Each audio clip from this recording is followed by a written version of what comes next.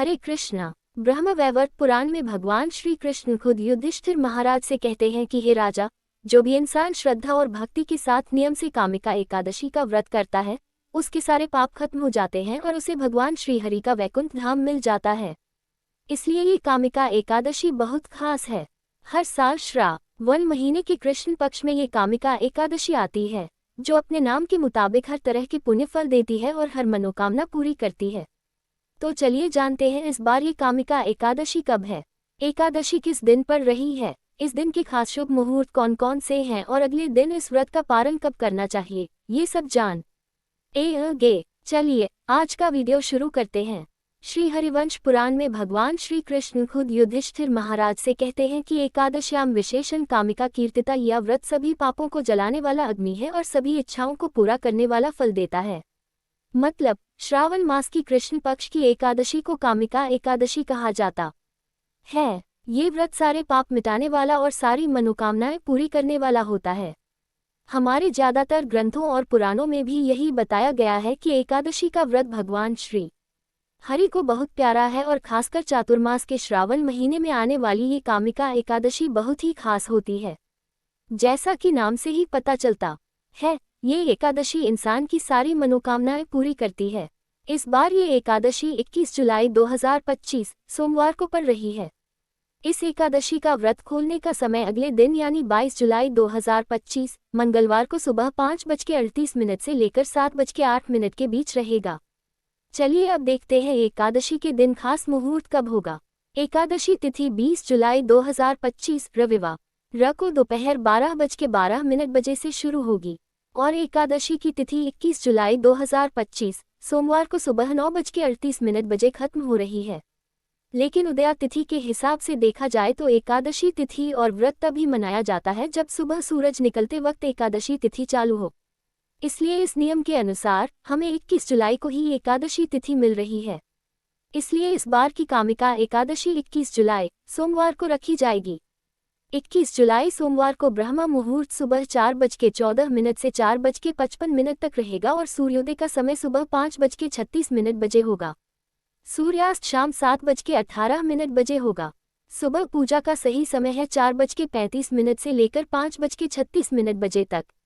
अगर आप शाम को भगवान श्री हरि की पूजा करना चाहते हैं तो उसका समय है 7:18 से 8:20 तक।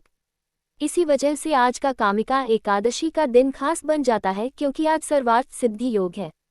मतलब अगर आप कोई नया काम शुरू करना चाहते हैं या कोई खास तप या अनुष्ठान करना चाहते हैं तो आज का दिन बहुत ही शुभ और असरदार है, जो हर तरह की सफलता दिलाने वाला है।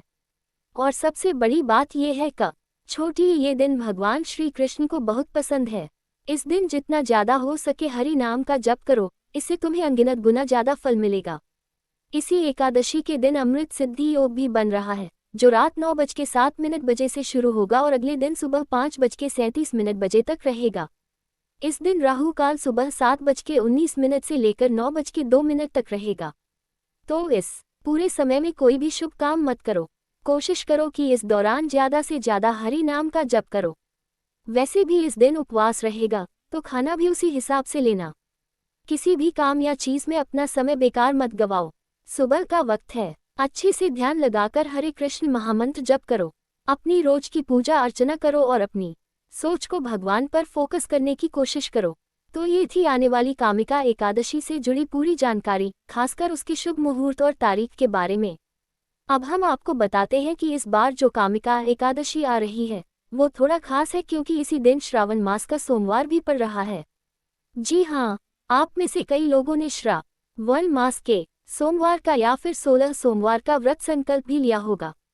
ऐसे में किसी के मन में सवाल आ सकता है कि भाई, एकादशी और सोमवार एक साथ पड़ रहे हैं तो कौन सा व्रत रखा जाए, सोमवार का या एकादशी का। तो अब ऐसी स्थिति में क्या करना चाहिए? देखिए, भगवान शिव परम वैष्णव हैं। वैष्णव होने का मतलब है कि वे भगवान विष्णु के परम भक्त हैं। ये हमारे शास्त्रों की बात है।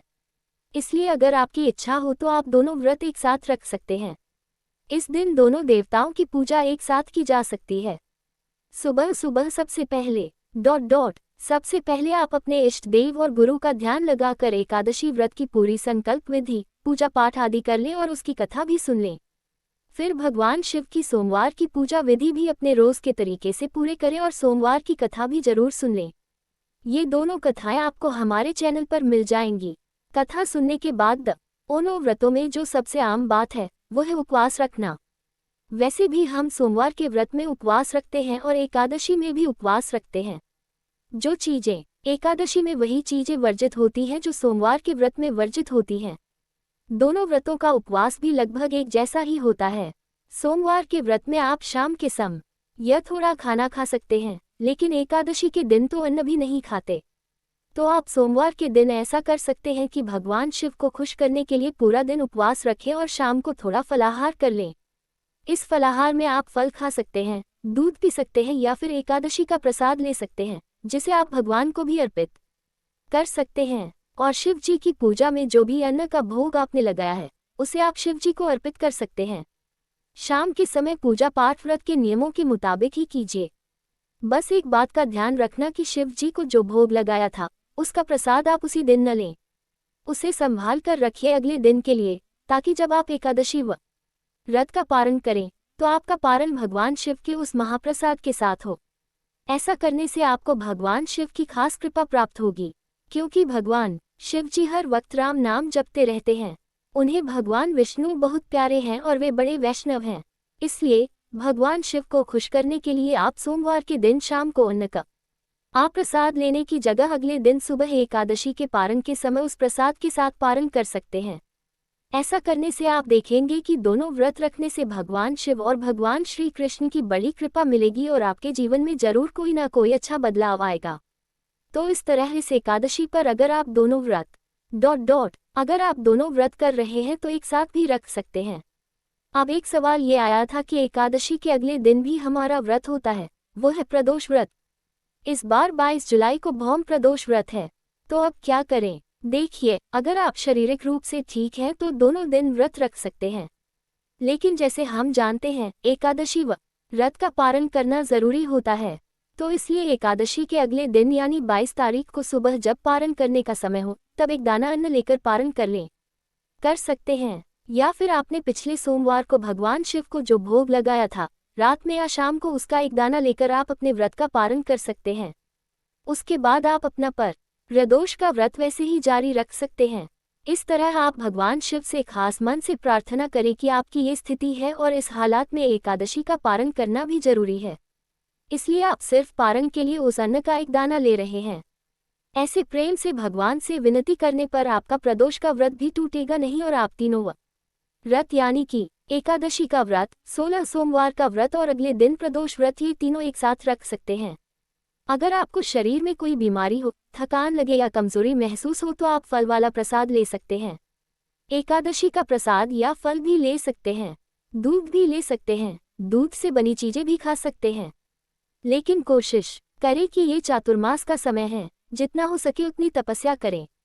पूरे साल तो हम वैसे भी अपने शरीर को चलाने के लिए बहुत कुछ करते रहते हैं, तो थोड़ा सा प्रयास और थोड़ी सी मेहनत कर ही लेते हैं। चातुर्मास में भगवान के लिए भी कुछ कर लीजिए। उम्मीद है कि आज का ये वीडियो आपको काम का लगा होगा। अगर आपको लगे कि ये जानकारी दूसरों के लिए भी फायदेमंद है तो इसे ज़रूर शेयर करें ताकि उन्हें भी फायदा हो सके। ज़्यादा से ज़्यादा लोगों तक ये वीडियो पहुंचाए ताकि अगर उनके मन में भी कोई ऐसी समस्या या दुविधा हो तो उसका समाधान हो जाए और वो भी आपकी तरह पूरे मन से, श्रद्धा और भक्ति के साथ चातुर्मास के व्रतों का पालन कर सकें। इस खास कामिका एकादशी से जुड़ी पौराणिक कहानियां हम आपके अपने उपदेशिष्टकम चैनल पर लेकर आ रहे हैं। तो अगर अब तक आपने सब्सक्राइब नहीं किया है तो जल्दी से सब्सक्राइब कर लेना, नोटिफिकेशन बटन भी ऑन कर लेना। हम जल्द ही फिर मिलेंगे ऐसे ही बढ़िया पौराणिक व्रतों की जानकारी और कहानियों के साथ। हरे कृष्णा।